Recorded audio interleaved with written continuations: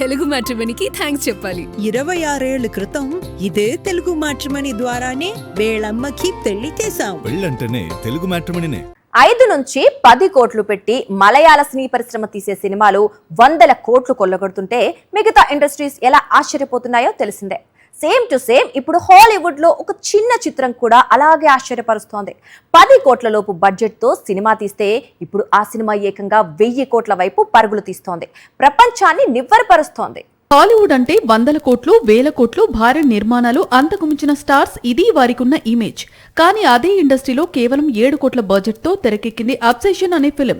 Cut చేస్తే ఇప్పుడు 1000 కోట్ల వైపు పరుగులు తీస్తూ సినిమా పండితులను, ప్రపంచవ్యాప్తంగా సినీ అభిమానులను ఆశ్చర్యపరుస్తోంది. భారీ సెట్స్, స్టార్ హీరోస్, 100 కోట్ల బడ్జెట్స్ లేకుండా బలమైన కంటెంట్ ను నమ్ముకుంటే చాలు ప్రపంచవ్యాప్తంగా ప్రేక్షకులను ఆకట్టుకోవచ్చు, 1000 కోట్లు కొల్లగొట్టవచ్చు అని అబ్సెషన్ అనే latest Hollywood horror film prove చేస్తోంది. హారర్ జానర్ కు ప్రపంచవ్యాప్తంగా ఉండే అభిమానులు ఈ సినిమాను ఆదరిస్తుండటంతో 100 కోట్ల వసూళ్లు కురుస్తున్నాయి. కేవలం యూట్యూబ్ వీడియోస్ తో కెరీర్ ప్రారంభించిన 20 ఏళ్ల కర్రీ బార్కర్ అనే యువ దర్శకుడు తీసిన చిత్రం ఇది.